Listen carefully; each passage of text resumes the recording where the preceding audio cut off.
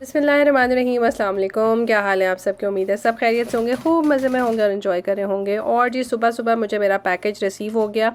इतनी खुशी होती है, हालांकि पता ही होता है कि अंदर है क्या, लेकिन बस कोई चीज़ आ जाए तो दिल को एक तसल्ली सी होती है, बड़ा इत्मीनान सा होता है कि लो भाई शॉपिंग कर ली हमने कोई। वैसे मैंने कोई ख़ास शॉपिंग की नहीं है।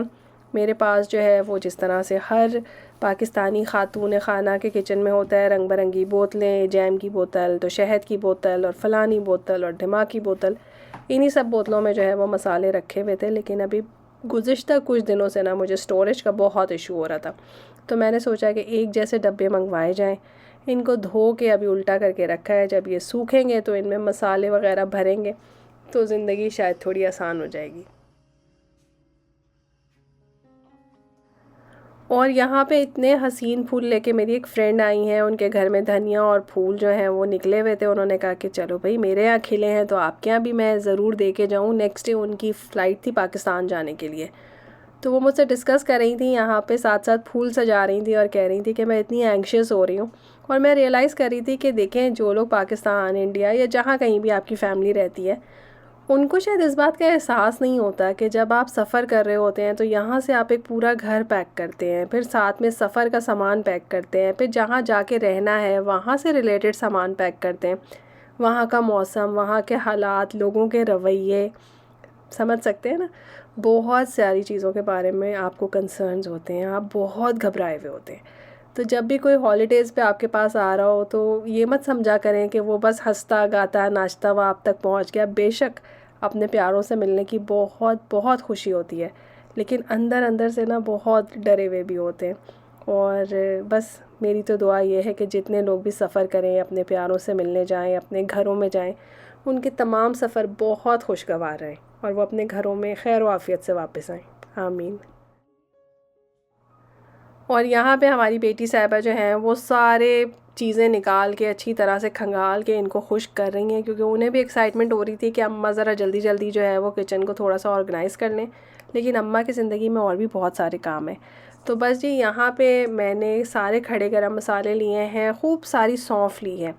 आप देख सकते हैं कि उसकी मैंने बना ली है पोटली। इसी में मैंने नमक, काली मिर्च, धनिया पाउडर वगैरह सारे मसाले डाल दिए हैं। उसके साथ मैंने लहसुन लिए हैं, 3-4 जवे ले लीजिए। हमारी अम्मियाँ तो लहसुन की पूरी पूरी पोथी डाल देती थी। और उसके अलावा मैंने दालचीनी और बड़ी इलायची वो बाहर ही रखी है। एक प्याज ले लीजिए। बस लहसुन अदरक का पेस्ट आप डालना चाहें तो डाल दें। उस पोटली के साथ चिकन को बॉईल होने के लिए रख दीजिए। इससे होता ये है कि ज़रा बहुत सारे मसाले जो हैं ना वो गड़बड़ नहीं करते हैं और बच्चे पुलाव आसानी से खा लेते हैं। तो बस जब तक हमारी यखनी वहाँ पे तैयार हो रही है, यहाँ पे मेरा जो है वो नाश्ता भी तैयार हो गया। आपको पता ही है कि मैंने तो सुबह सुबह ही सारे काम कर लेने होते हैं। एक काम मैं करती हूँ तो साथ में 2 और काम भी निपटा लेती हूँ। तो उससे होता यह है कि मल्टीटास्किंग से आपको बहुत सारा टाइम भी बचता है, दिमाग पे बोझ भी कम होता है, और जितना टाइम आप अपना नाश्ता या खाना एंजॉय करते हैं, कोई दूसरा काम भी होता रहता है। अच्छा, वैसे मैंने थोड़े से खड़े गरम मसाले जो है ना ऊपर से भी डाले थे, क्योंकि मुझे मुंह में मसाले आने से कोई एतराज़ नहीं होता। लेकिन किसी ने मुझसे पूछा था कि पुलाव के मसाले मुंह में ना आए तो उसका क्या ट्रिक होना चाहिए। तो उसका ट्रिक बस यही होना चाहिए कि एक छोटी सी पोटली बना के डाल दीजिए। पोटली बड़ी सिंपल है, आपके पास कोई ज्वेलरी की पोटली आई हुई और नायलॉन से बनी हुई, वो बड़ी अच्छी स्टर्डी होती है, धुलने में भी आसान होती है और काफ़ी बारीक होती है। तो सारी जितनी भी आप इसके अंदर हर्ब्स डालते हैं उनके सारे जूसेस अच्छी तरह से जो है वो यखनी में शामिल हो जाते हैं। तो बस आपने 20 मिनट आपने उबालना है चिकन को अच्छी तरह से। उसके बाद से आप पोटली भी निकाल दीजिए, चिकन को साइड पे कर लीजिए और यखनी को छान लीजिए। तो बस मेन काम जो है वो पुलाव बनाने का तैयार हो गया है। इसी तरह से जो है आप वो बीफ और मटन का पुलाव भी बना सकते हैं, बस शायद उसमें आपको प्रेशर कुकर यूज़ करना पड़े क्योंकि गोश्त थोड़ी देर में गलता है। तो यहाँ पे यखनी है, गोश्त है और पतीला है। बस अब आपने जो है वो पुलाव बनाने की तैयारी करनी है। अब तक हमने इसमें किसी भी किस्म का फ़ैट शामिल नहीं किया है, तो अब हम यहाँ पे ऑयल डालेंगे। ऑयल के अंदर जो है वो आपने प्याज को फ्राई कर लेना है। अच्छा डार्क ब्राउन फ्राई कीजिएगा, क्योंकि प्याज के कलर से ही ना चावलों में भी कलर आता है। यूजुअली जो चिकन का पुलाव होता है वो कभी भी डार्क ब्राउन कलर का नहीं होता। बीफ का पुलाव होता है अच्छे वाला ब्राउन कलर का। तो चिकन के पुलाव में ज़रा सा ब्राउन टिंज देने के लिए प्याज को थोड़ा ज़्यादा ब्राउन करें, ब्राउन करने के प्रोसेस के दौरान ही जो है वो इसमें आप गरम मसाला और धनिया पाउडर डाल दें, क्योंकि उससे भी करी का कलर थोड़ा डार्क हो जाता है। और इससे भी ज़्यादा अगर डार्क चाहिए तो आप यहाँ पे इस स्टेज पे एक पोटली टी बैग की भी डाल सकते हैं, या फिर चाय की पत्ती की एक पोटली बना के डाल सकते हैं। थोड़ी देर उसे पकने दें तो चाय का रंग तो आ जाएगा, मगर आपके चावलों में चाय का कोई टेस्ट नहीं आएगा, तो बिल्कुल मत घबराएं।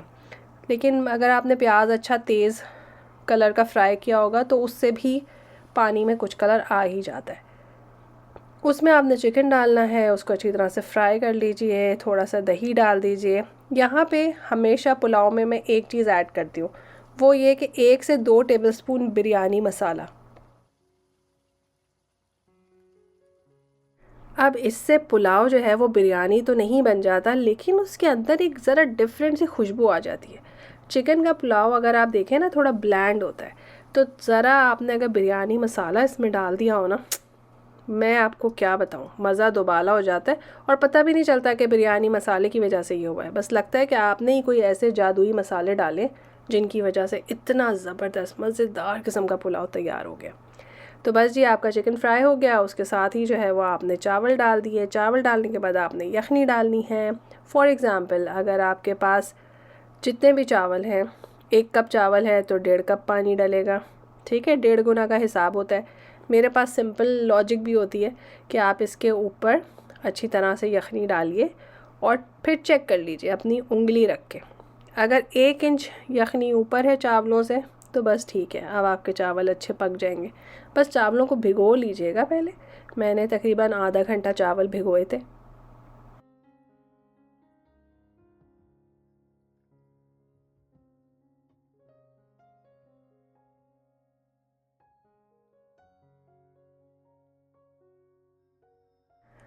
और थोड़ा सा सिरका ज़रूर डाल दें, इससे चावल खिले खिले बनते हैं। अगर आपके पास यखनी बच गई है तो आप उसको फ्रीज़र में डाल दीजिए, बाद में किसी और दिन चावल बॉईल कर रहे होंगे तो उसमें शामिल कर दें।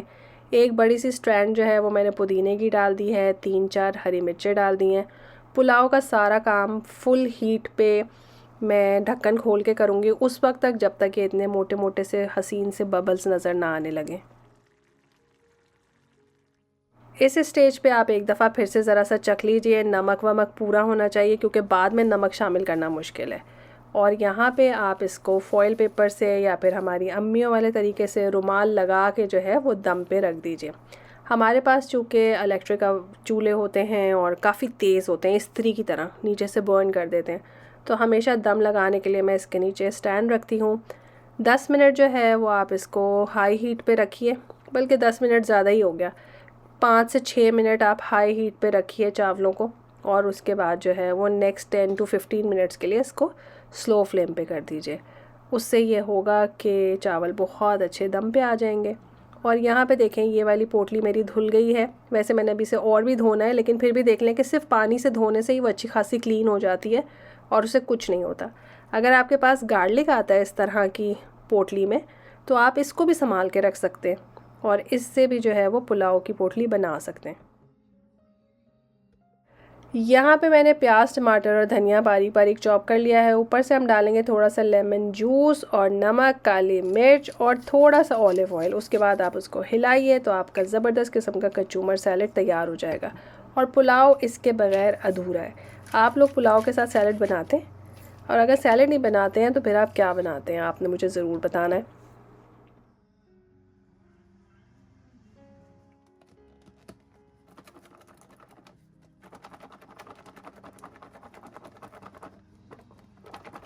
मुझे याद है कि हमारे घरों में जब पुलाव पका करता था तो उसके साथ आलू गोश्त बनता था, और अगर आलू गोश्त नहीं बनेगा तो उसके साथ शामी कबाब ज़रूर बनाए जाते थे। बस जी, हमारी अम्मियाँ भी जो है ना वो काफ़ी शाखर्च होती थी, खूब ज़बरदस्त किस्म का फ़ीस्ट प्रिपेयर करती थी। खैर, हम जो हैं वो यहाँ पे एक स्पेशल रायता बना रहे हैं। दही के अंदर जो है 2 लहसुन के जवे, इनको मैंने क्या कहना चाहिए, ग्रेट कर लिया। ठीक है, आप बारीक बारीक चॉप भी कर सकते हैं, लेकिन फिर वो बहुत मुंह में आते हैं, तो कोशिश करें बहुत बारीक होने चाहिए ये। और इसमें जो है वो बहुत अच्छा फ्लेवर आता है लहसुन का, और गार्लिक समझें रायता बन जाता है। तो गार्लिक रायते में जो है वो आपने गार्लिक डाल दिया, लाल मिर्च डाल दी, नमक डाल दिया, और इसको मिक्स करके थोड़ी देर के लिए छोड़ दें। थोड़ी देर में जो है ना वो गार्लिक का फ्लेवर बहुत स्ट्रॉन्ग हो जाता है और बहुत मज़ेदार लगता है, स्पेशली पुलाव के साथ।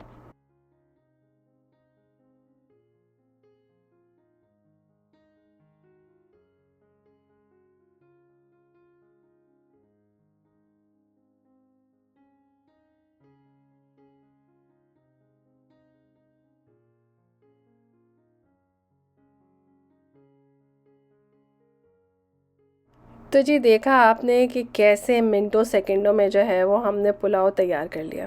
कितना मज़ा आया ना कि जैसे वीडियो में फटाफट 5 मिनट और 10 मिनट में लोग पूरी पूरी दावतें पका के आपके सामने रख देते हैं, ऐसे असल ज़िंदगी में भी हो।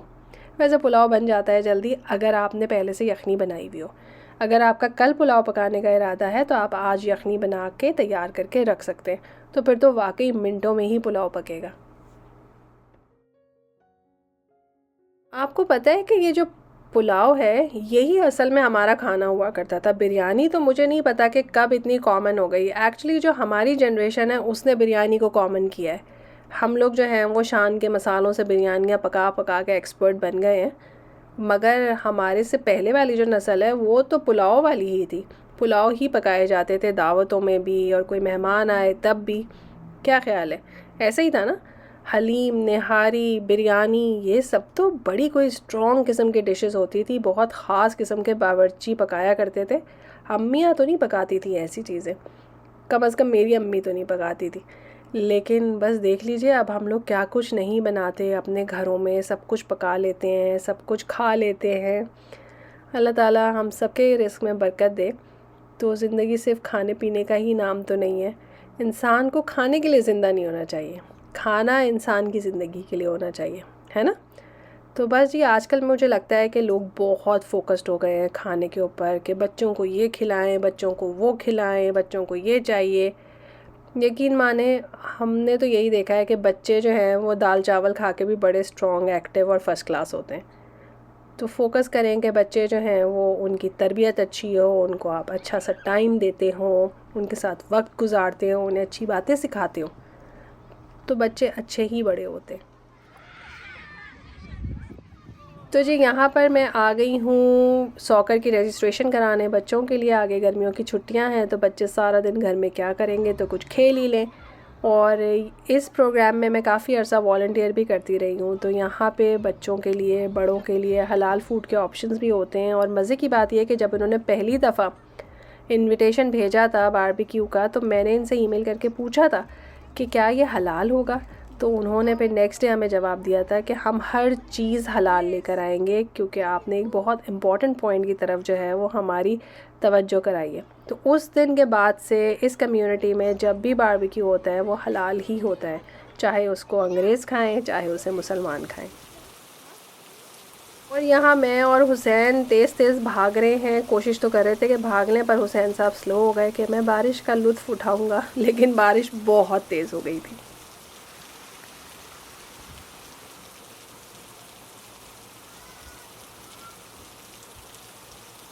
यानी घर के अंदर दाखिल होते होते हम दोनों बिल्कुल भीग चुके थे, इतनी तेज़ बारिश हुई थी।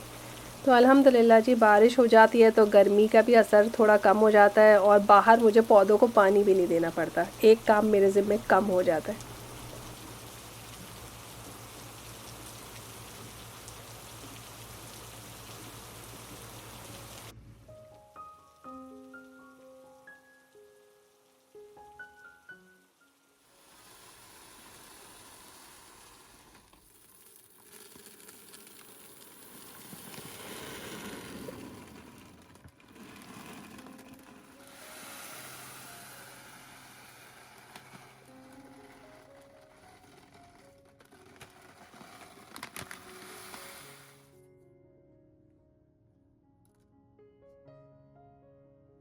तो जी यहाँ पे एक मैसेज को मैं डिस्कस करना चाहूँगी। वो मुझे किया है फ़ातिमा अनवर ने यूके से। उन्होंने मुझसे पूछा है कि मेरे छोटे छोटे से बच्चे हैं और मैं बिल्कुल अकेली यहाँ पे रहती हूँ, और मैं बहुत परेशान होती हूँ कि फ़्यूचर में हमारे बच्चों की तरबियत कैसी होगी, क्योंकि इतना ज़्यादा वर्कलोड फ़ील होता है कि आपने बच्चे भी देखने हैं, घर भी संभालना है, खाना भी पकाना है, सफाई भी करनी है।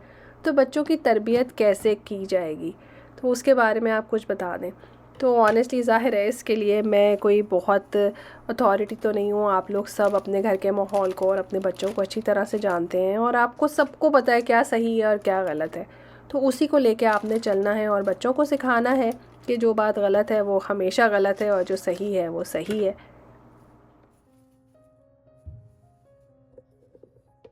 दूसरा, बच्चों को आदाब सिखाने पे बहुत फ़ोकस करें। मैं देखती हूँ आजकल बच्चों को बहुत सी चीज़ों के बारे में नहीं पता और उसमें हम उनको इल्ज़ाम नहीं दे सकते। मुझे ऐसा लगता है कि घरों में उनकी ट्रेनिंग नहीं होती। तो नरमी से बात करना सिखाएं। अंदाज़ा हो उन्हें कि पोलाइटनेस और काइंडनेस कितना मैटर करती है आज की लाइफ में।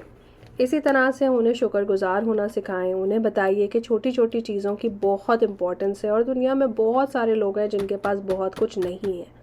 तो आपके पास जो है, जितना है, उसमें खुश रहना उन्हें सिखाइए। इसी तरह से उन्हें सॉरी करना, एक्सक्यूज़ करवाना सिखाइए। बहुत इम्पॉर्टेंट बात है कि अगर उनसे कोई गलती हो गई है तो वो उसकी माफ़ी मांग सकें। उससे उन्हें एहसास होगा कि हाँ, जब हम कुछ गलत करते हैं तो उसका कहीं ना कहीं कोई कफ़ारा भी देना पड़ता है। इस तरह की चीज़ों में ईगो नहीं होनी चाहिए। और बिल्कुल इसी तरह से उन्हें थैंक यू कहना भी सिखाएं, जो कि शुक्रगुजारी में आ जाता है। इसके अलावा उनकी बात सुनने की आदत डालें। आप उनकी बात सुनें। जब वो आपसे बात करने आए तो अपने फ़ोन को बंद कर दीजिए, अपने टीवी को पॉज़ कर दीजिए, अपनी किताब को नीचे रख लीजिए और सिर्फ 30 सेकंड के लिए सुनें कि वो आपसे क्या बात कर रहे हैं, ताकि उसे एहसास हो कि वो भी इम्पॉर्टेंट है। कल को जब आप उससे बात कर रहे होंगे तो वो भी आपके लिए सब काम छोड़ के सुनेगा। और यकीन माने आपको एक टाइम पे बहुत ज़रूरत होगी कि आपकी बात सुनने वाला कोई तो हो। इसी तरह से शेयरिंग इज़ केयरिंग। अगर आप अपने फैमिली में अपने आसपास लोगों से शेयर करते हैं तो आपके बच्चों में लामहला ये आदत आएगी। तो अपने घरों में लोगों को इनवाइट करें, लोगों को तोहफ़े दीजिए, बच्चों के हाथ से लोगों को तोहफ़े दिलवाइए, लोगों को चीज़ें दिलवाइए, ताकि बच्चों को आदत हो कि वो दूसरों के साथ अपनी चीज़ों को शेयर कर सकें। मैंने बहुत दावतों में और बहुत घरों में लोगों में और बच्चों में लड़ाइयाँ होती हुई देखी हैं, सिर्फ इस वजह से कि कोई अपना टॉय नहीं शेयर करना चाहता था।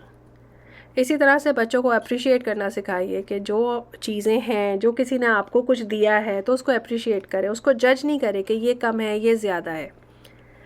इसी तरह से बच्चों को पेशेंस की आदत डालिए। उनको मैंने आपको लास्ट टाइम बोला था कि गार्डनिंग की आदत डालिए। एक पौधे को बड़ा करने, उसको सींचने का जो अमल है ना, वो बच्चे में पेशेंस पैदा करेगा। फिर उसके बाद सबसे इम्पॉर्टेंट चीज़, सफाई निस्फ़ ईमान है। अपने बच्चों को साफ़ सुथरा रहना सिखाइए। आजकल मैं बच्चों को देखती हूँ, उन्हें तमीज़ ही नहीं होती कि उन्होंने क्या पहना है, कैसे पहना है, बाल बनाए हैं, मुंह धोया है, वज़ू करना आता है नहीं आता, गुस्ल के तरीके आते हैं नहीं आते हैं। तो ये कैसे सीखेगा वो बच्चा मासूम अगर हम नहीं सिखाएंगे। तो बेसिक चीज़ों से स्टार्ट करें। इंशाअल्लाह ताला जब आप छोटी छोटी चीज़ें इम्प्रूव करना शुरू करेंगे, बड़ी बड़ी चीज़ें खुद ब खुद ठीक होना स्टार्ट हो जाएंगी। बाज़ औक़ात हमें लगता है कि चीज़ें बहुत मामूली हैं। जैसे अभी रिसेंटली एक जगह मैंने देखा कि ख़ातून ने अपने बेटे से कहा कि जाओ जाके खाना ले लो। अब वो 12-13 साल का बच्चा ख़वातीन के बीच में गया और कोहनियाँ मारते हुए, धक्का मारते हुए खाना ले रहा था। शायद उसके पेरेंट्स को लग रहा हो कि बच्चा है, कोई बात नहीं। इसी तरह से शायद उन ख़वातीन को लग रहा हो कि कोई बात नहीं, बच्चा है, अगर ऐसा कर रहा है तो।